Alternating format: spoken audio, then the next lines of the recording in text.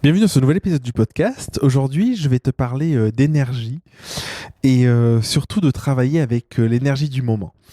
C'est quelque chose qui est central, c'est quelque chose que j'expérimente depuis presque 2 ans maintenant, un peu moins.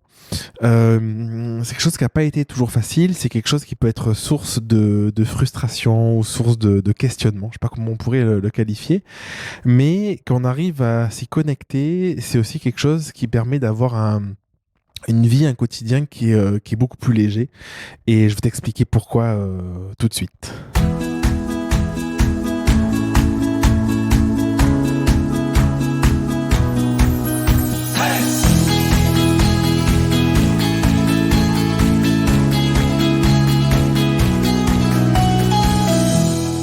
Avant d'aller plus loin, je t'invite à télécharger, à regarder dans la description du podcast. Il y a un lien vers une vidéo dans laquelle je pose 4 questions pour trouver ta zone de génie, pour mettre en lumière, commencer à mettre en lumière ta zone de génie. Ça se fait pas forcément comme ça, un claquement de doigts, mais en tout cas, commencer à te poser les bonnes questions pour découvrir ce qui te rend unique et comment tu peux l'utiliser dans ton entreprise. Ceci étant dit, je voulais vraiment te parler de cette notion d'arriver à s'écouter, d'arriver à écouter je veux dire, ses cycles, d'arriver à se connecter à son énergie pour créer. Pendant longtemps, ça dépend peut-être le métier que tu fais, mais pendant longtemps, dans la création de contenu, en fait, j'avais du mal parce que je me disais, j'organisais mon temps en me disant, aujourd'hui, je vais créer du contenu. Et je le prévoyais peut-être 1-2 semaines à l'avance. Et du coup, le moment venu, quand j'étais devant mon ordi, devant ma caméra, devant mon micro pour enregistrer les podcasts, peu importe, bah, du coup, ça venait pas. Et ça pouvait être fade, ça pouvait être ça manquait de quelque chose, quoi. Ça manquait de sonorité, je sais pas comment on peut le qualifier, mais ça manquait de quelque chose parce que du coup, je l'avais planifié et je m'étais dit que c'était bon que je le fasse à ce moment-là parce que c'était un moment qui était opportun, parce que c'était un moment où peut-être que j'avais besoin de ce contenu ou voilà, que ça pouvait m'aider de créer peut-être 2-3 épisodes de podcast à l'avance. Par contre, quand je me mettais, c'était pas le bon moment énergétiquement. C'était un moment où peut-être que j'étais fatigué, ou peut-être que le message que j'avais à transmettre, il était pas hyper fluide, ou peut-être que j'avais je sais pas, j'avais vécu quelque chose le matin ou je sais pas à quel moment qui avait fait que j'étais dans un niveau d'énergie qui était plutôt bas et qui n'était pas propice à ça. Et du coup, tu vas me dire, bon, ben ok, ben, qu'est-ce qu'on fait quand ça arrive? Et en fait, c'est valable pour tout. C'est valable si tu décides de te mettre à la compta à un moment où tu as un niveau d'énergie bas et que tu n'aimes pas faire ça, mais du coup, ce sera compliqué. Donc, la première chose, je pense que c'est déjà percevoir de est-ce que ce que tu t'apprêtes à faire, est-ce que tu aimes le faire ou pas? Ça, c'est la base. Si tu n'aimes pas le faire, essaie de déléguer ou essaie de voir comment tu peux l'abandonner. Si tu aimes le faire, essaie de te dire, est-ce que j'arrive à identifier des moments dans mon quotidien, dans mes journées, dans mes semaines, dans mes mois, où je suis plus à même de faire ça? Et par exemple, bon, aujourd'hui, c'est pas le cas, mais les podcasts, je sais que souvent, après un coaching individuel, un coaching de groupe, j'aime bien enregistrer des podcasts parce que j'ai un niveau d'énergie qui est assez haut, j'ai des idées aussi, et du coup, c'est propice au partage. Et du coup, sachant ça, ce que je vais faire, c'est que je vais vraiment faire en sorte de me dire, je cale un moment dans mon emploi du temps, après mes coachings de groupe ou les coachings individuels, ça peut être un moment je vais me garder par exemple 20 minutes, une demi-heure ou 1 heure, ça dépend ce que j'ai envie de faire, pour justement rebondir sur ce qu'on a dit dans le coaching. Donc je prends quelques notes, ça m'arrive de prendre quelques notes, et de pouvoir en débattre et de partager une idée que j'ai eue ou quelque chose comme ça. Et là c'est fluide et je suis à l'écoute de mon énergie parce que je sais que c'est quelque chose qui me donne de l'énergie. Ça, c'est valable pour ce type de contenu. Parfois, par contre, il y a des moments où je dois créer du contenu et c'est pas dépendant d'un moment particulier ou c'est pas dépendant, c'est pas à la suite d'un événement particulier. Et dans ce cas-là, ce que je fais, c'est que j'essaye de juger dans ma semaine. Aujourd'hui, j'essaye de fonctionner par bloc de temps. C'est une technique en productivité qu'on conseille souvent de définir ses journées à la demi-journée par thématique. C'est quelque chose que j'ai souvent fait. En fait, ça fait des années que je le fais, mais je le fais encore plus en profondeur aujourd'hui. Ou par exemple, si tu veux, dans mon emploi du temps, le lundi matin, c'est la matinée qui est consacrée au coaching individuel. Donc, sachant ça, le lundi après-midi, c'est plutôt l'après-midi, la demi-journée qui est consacrée à la création de contenu. Parce que suite au coaching, je suis en énergie haute, j'ai des choses à partager, tout ça. Et ainsi de suite, dans ma semaine. Mais du coup, il y a parfois des trucs où je me dis, il faut que c'est important que je fasse des vidéos pour YouTube, par exemple. Sauf que peut-être qu'après un coaching, le lundi après-midi, où j'ai eu 1, 2, 3 coachings coaching le matin ou en début d'après-midi, bah, du coup, je vais pas être assez, j'aurais pas le cerveau assez frais ou assez d'énergie, même si je suis dans un niveau d'énergie qui est satisfaisant, ben, je peux avoir une certaine fatigue ou une certaine lassitude et je vais pas arriver à créer mes 3-4 vidéos que je veux créer. Donc du coup, ce que je vais faire, c'est que je vais me les garder et je vais me prévoir d'attendre dans la semaine aussi un peu plus libre, avec plus de flexibilité pour me dire, ben, si jamais je sens que je peux faire ça, je le ferai. Si je me sens pas, je le ferai pas, mais je le ferai.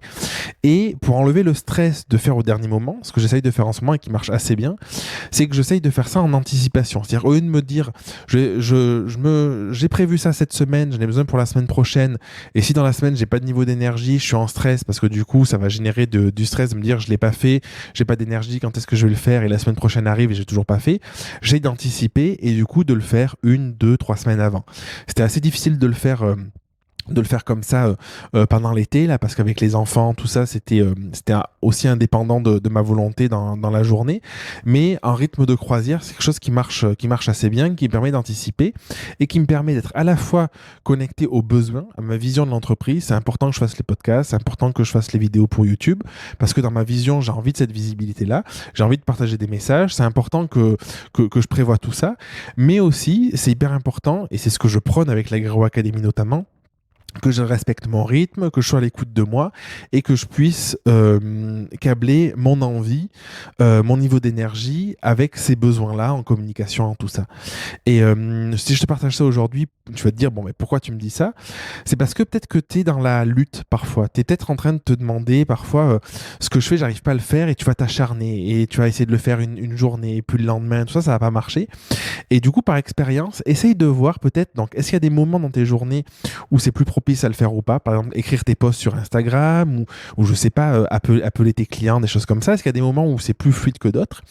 Et sinon, et vraiment t'écouter, te connecter à toi en te disant, en acceptant que tu le fasses au moment où tu le sentes. Il y a un livre que j'ai pas fini encore, mais que j'ai commencé à lire il y a un moment, c'est La magie de voir grand. Et dedans, il explique que souvent aussi, ce qui se passe, c'est que quand on a envie de réaliser une tâche, quand on a envie de réaliser quelque chose, on peut être découragé de le faire dans l'immédiat. Et lui, je crois qu'il parle je crois que c'est 3 secondes ou 3 minutes, j'ai plus 3 minutes, je crois. Bon, peu importe, il dit qu'en fait, ce qui est important, c'est de commencer à se mettre en mouvement. Et en fait, le fait de se mettre en mouvement, ça permet d'y aller et de le réaliser, même si au début, on pensait qu'on n'était pas forcément dans le niveau d'énergie ou dans l'état d'esprit pour le faire. Et ça, c'est un truc qui est important aussi que je voulais rajouter, parce que moi, ça a changé beaucoup de choses. Et coupler les deux, c'est hyper puissant. Je te donne un exemple. Là, aujourd'hui, j'avais une to-do list avec une dizaine de tâches. Je m'étais dit, bon, je me les mets. Je suis un peu... c'est un peu fou, mais bon, on verra si j'arrive à les faire, tant mieux. Et je me suis détaché du truc. Et en fait, je l'ai fait dans la matinée. Et du coup, cet après-midi, j'ai enregistré 3 podcasts et 5 vidéos pour ma chaîne YouTube. Et du coup, ça me paraît énorme d'avoir fait tout ça. Mais à la fois, j'étais dans mon écoute de me dire, j'ai le niveau d'énergie. Donc ce matin, j'ai fait les tâches que j'avais prévu de faire, parce que c'était des tâches que j'avais choisies par mon niveau d'énergie, par mon envie de les réaliser. Et ça y joue beaucoup. Et cet après-midi, je me dis, je suis un peu fatigué. En plus, après manger, c'est parfois un peu plus difficile. Et je me suis dit, ok, je sais pas si j'ai envie de faire les vidéos YouTube, je sais pas si ce sera bien dans l'énergie, tout ça. Et je m'y suis mis, en fait. Et cette notion de 3 minutes, c'est sûrement que la première vidéo que j'ai tournée, elle sera moins bien que la seconde et moins bien que la troisième, et ainsi de suite. Parce que du coup, au fur et à mesure que j'enregistrais des vidéos, ben, c'était plus fluide, mon message était plus fluide, ma manière de parler était plus fluide aussi. Tu prends des automatismes.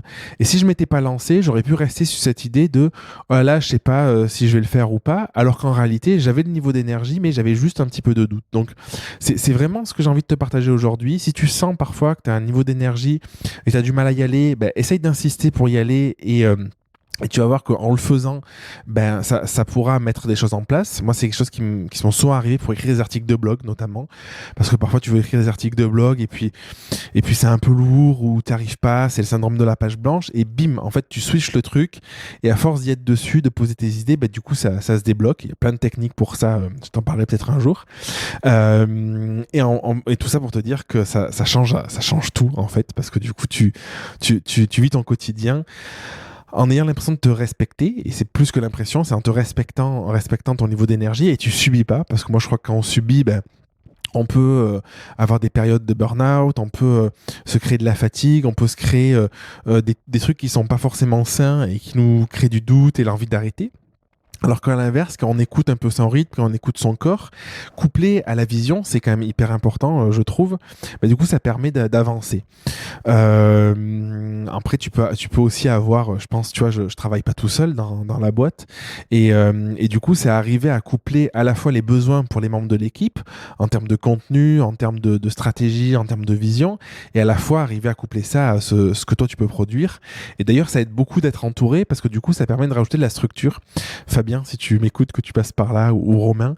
Et c'est vrai que ça aide parce que du coup, ça permet la structure d'être au clair sur qu'est-ce qu'il faut faire pour aller là où on veut, et coupler encore une fois à cette indulgence qu'on n'est pas des machines et qu'on peut avoir des niveaux d'énergie qui sont variables en fonction du temps, de l'année, en fonction de la période, même de la journée.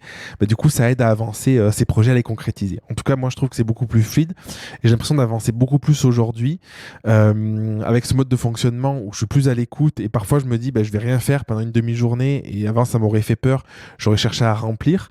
Ben là, je vais me dire, je vais rien faire, c'est ok. Et le lendemain, c'est ce qui s'est passé aujourd'hui. Là, j'ai été hyper productif et j'ai fait en une demi-journée ce que j'aurais peut-être mis 2 jours à faire en temps normal, parce que j'avais le niveau d'énergie, la motivation, l'envie qui était là, et du coup, j'ai pas procrastiné, et tout était fluide. Voilà pour cet épisode qui est un peu peut-être décousu, mais je voulais vraiment te partager cette conscience que j'ai pris avec les années, parce que je pense que ça peut beaucoup t'aider à développer tes projets, à faire en sorte qu'ils réussissent et que tu réussisses. Je t'embrasse et je te dis à mardi prochain pour un prochain épisode du podcast. Merci d'avoir écouté l'épisode jusqu'au bout. Si tu veux participer à l'émission et me poser une question, je t'invite à te rendre sur www.jeremyguillaume.fr/podcast et à remplir le formulaire prévu à cet effet. Je te donne quant à moi rendez-vous mardi prochain pour un nouvel épisode. Et en attendant, si ce n'est pas déjà fait, je t'invite à t'abonner et à laisser un avis sur Google Podcast ou Apple Podcast. Et si tu penses que cet épisode peut aider une personne de ton entourage, je t'invite à lui partager afin de l'aider à avancer. Je t'embrasse.